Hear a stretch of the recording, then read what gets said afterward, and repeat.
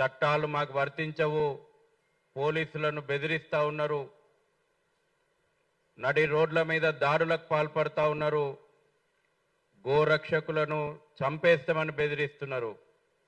అరే ఔరంగజేబు వారసులారా, ఛత్రపతి శివాజీ వారసులు ఈ దేశంలో ఉన్నారని గుర్తుపెట్టుకోండి. స్వీకరిస్తున్నాం, మీ ఛాలెంజ్లను స్వీకరిస్తున్నాం. బిడ్డ దారుసలం గో రక్తంతో దడుస్తున్నటువంటి దారుసలంకు బుల్డోజర్లు వచ్చేటువంటి రోజులు తొందరలో ఉన్నాయని గుర్తుపెట్టుకోండి. ఓపెన్ ఛాలెంజ్ ఇస్తున్నారు కదా మీరు, మేము స్వీకరిస్తున్నాం. పోలీసులు ప్రభుత్వము పూర్తిగా చేతులెత్తేసింది. ఇవాళ రజాకార్ ఎజెండాకు తలదించుకున్నది. ప్రజాప్రతినిధులు, ఎంఐఎం ఎమ్మెల్యేలు, ఎమ్మెల్సీలు గుండాల్లాగా అక్రమ వధశాలలు ఏర్పాటు చేసుకొని ఆ పార్టీ టికెట్లు ఇచ్చింది అందరికి కూడా అదే బ్యాక్గ్రౌండ్, గుండాలు, రౌడీలు, దేశ వ్యతిరేక శక్తులు. నేను రాజకీయాలు మాట్లాడదలుచుకోలేదు, కానీ ఎంఐఎం పార్టీ ఈ దేశ వ్యతిరేక పార్టీ. పోయిన నెల 16 మార్చి రోజున వందే మాతరం పాడను అని చెప్పి తెలంగాణ అసెంబ్లీ నుంచి బైకాట్ చేసినటువంటి దేశ వ్యతిరేక భావజాలం అది. హిందువులు పూజించుకునేటువంటి గోవును మేము తింటాం, కట్ చేస్తాం, రక్తం పారిస్తామని బహిరంగంగా మాట్లాడుతున్న పార్టీ ఆ పార్టీ. 15 నిమిషాలు టైం ఇస్తే హిందువులను ఊచకోతకు వస్తానన్నటువంటి పార్టీ ఆ పార్టీ. కాబట్టి ఈ రోజున రాష్ట్రం లోపట కాంగ్రెస్ పార్టీ, రేవంత్ రెడ్డి సర్కార్ ఆ రజాకార్ గుండాలకు ఇవాళ తెలంగాణను అప్పజెప్పిరా అని అడుగుతా ఉన్నా. చట్టాలు ఉన్నాయి, చట్టాలు అమలైతలేవు. ఈ రాష్ట్రం లోపట గోహత్యలను నిషేధించడానికి 1977 లోపట ఉన్నటువంటి చట్టాలు ఈరోజు కూడా రాష్ట్రంలో అమలైంది. పోలీసులు చేతులెత్తేసిండ్రు. దీనికోసమే ప్రభుత్వంలో ఒక మంత్రిత్వ శాఖ ఉంది, పశుసంవర్ధక శాఖ. ఆ శాఖకు సోయి లేదు. గోవులను రక్షించాల్సినటువంటి బాధ్యత దేవాదాయ శాఖ మీద కూడా ఉంది. ఆ మంత్రిత్వ శాఖకు సోయి లేదు. హోం మంత్రిత్వ శాఖ తన దగ్గరనే పెట్టుకున్నటువంటి ముఖ్యమంత్రి ఇవాళ దాని గురించి మాట్లాడడమే మర్చిపోయిండు, పర్యవేక్షించడమే మర్చిపోయిండు. చివరికి ఈ రాష్ట్రంలో ఉన్నటువంటి పోలీసు అధికారులు గో అక్రమ రవాణాదారులతోటి, అక్రమ గో వధశాలలు నిర్వహిస్తున్నటువంటి గూండాలతోటి మీటింగ్ పెట్టి పండుగ ఏర్పాట్లకు సన్నద్ధమవుతుంది, గో రక్తం పారించడానికి సిద్ధమవుతోంది. నేను ఇవాళ డిమాండ్ చేస్తా ఉన్నా, గడిచిన వారం రోజుల నుంచి చివరికి గత సంవత్సరం 100కు డయల్ చేసి పెద్ద పెద్ద స్టేట్మెంట్లు ఇస్తారు పోలీసు వాళ్ళు. మీ దృష్టికి వస్తే 100కు డయల్ చేయండి, సమాచారం ఇవ్వండి అని చెప్పి మేం చర్యలు తీసుకుంటామని చెప్పిండ్రు.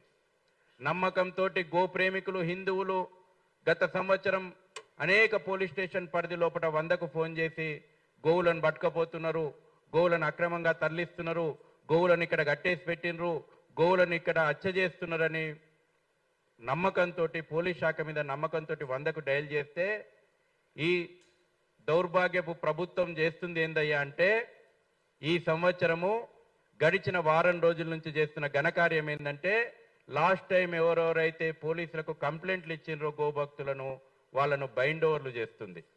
వాళ్ళను పోలీస్ స్టేషన్లకు పిలిచి బెదిరిస్తున్నారు. వాళ్ళ మీద కమ్యూనల్ షీట్లు పెడతామని చెప్పి బెదిరిస్తున్నారు. ఈరోజు ఇక్కడ ప్రెస్ కాన్ఫరెన్స్ ఉన్న సందర్భం లోపట మా కార్యదర్శిని అరెస్ట్ చేసి పెట్టిండ్రు.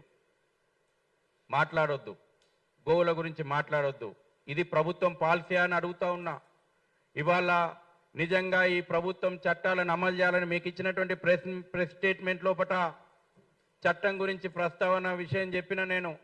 సుప్రీంకోర్టు, తెలంగాణ రాష్ట్ర హైకోర్టు అనేక సందర్భాల లోపల రాష్ట్ర ప్రభుత్వాన్ని, పోలీసు డీజీపీని, పోలీసు శాఖను, పశుసంవర్ధక శాఖను, దేవాదాయ శాఖను డైరెక్ట్ చేసింది గోవులను రక్షించమని స్పష్టంగా తీర్పు చెప్పింది. ఇవాళ మీరు సుప్రీంకోర్టు తీర్పులు గాలికి వదిలేసిండ్రు, హైకోర్టు తీర్పులు గాలికి వదిలేసిండ్రు. ఇవాళ మీరు గో హంతకులతోటి చేతులు కలిపిండ్రు. ఇవాళ ఆత్మ క్షోభిస్తుంటది. మహాత్మా గాంధీ భవన్, ఏ గాంధీ భవన్ నుంచి అయితే కాంగ్రెస్ పార్టీ అధికారం ఎల్లబెడుతుందో ఆ గాంధీ భవన్లో ఉన్నటువంటి గాంధీ ఆత్మ క్షోభిస్తుంటది. ఎందుకంటే మహాత్మా గాంధీ సంపూర్ణ గోహత్యను ఆశించిండు, కోరుకున్నాడు.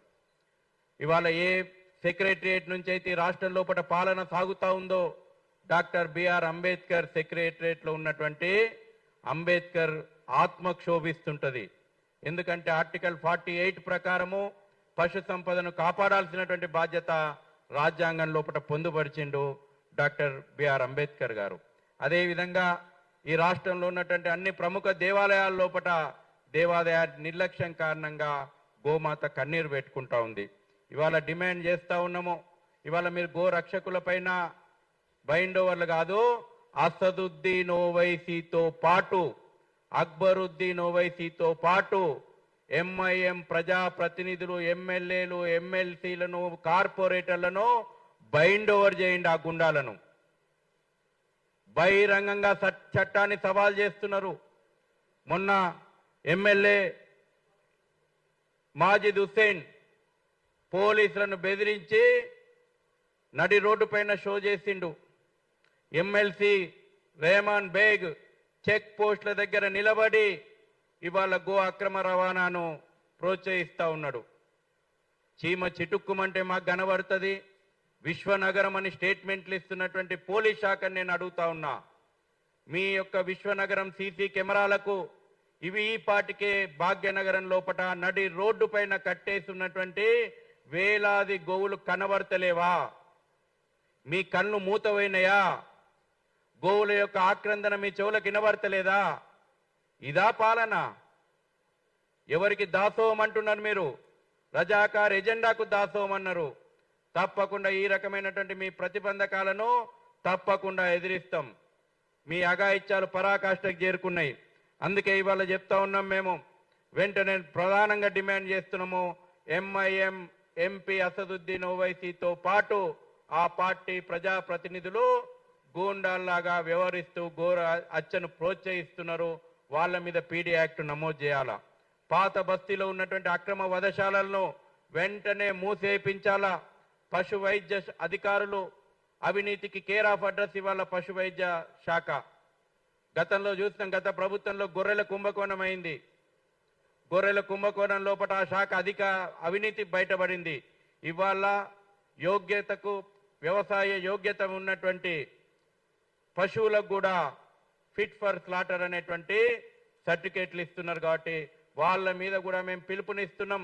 ఎక్కడిదక్కడ మార్కెట్లలో ఉన్నటువంటి స్థానిక హిందూ యువత వాళ్ళ మీద కంప్లైంట్లు ఇవ్వాలి. మేము కూడా వాళ్ళ యొక్క ఏసీబీకి ఈ పాటికే వాళ్ళ మీద కంప్లైంట్ చేయడం జరిగింది. అదేవిధంగా శాశ్వత ప్రాతిపదికన చెక్ పోస్టులు ఏర్పాటు చేయాలా. నామమాత్రం చెకింగ్ జరుగుతూ ఉంది. ప్రకటించారు ఎన్ని చెక్ పోస్టులు ఏర్పాటు చేసినామని. మీరు చూస్తుంటారు. మీ మీడియాకు కూడా విజ్ఞప్తి చేస్తా ఉన్నా, చెక్ పోస్టుల దగ్గర చూడండి, పబ్జీలు వీడియో గేమ్లు ఆడుతున్నటువంటి కానిస్టేబుల్ కనబడుతున్నారు. ఎందుకు ఎట్లొస్తున్నాయి? రాష్ట్ర సరిహద్దు దాటి, జిల్లా సరిహద్దు దాటి మీకు సిగ్గు అనిపిస్తలేదా?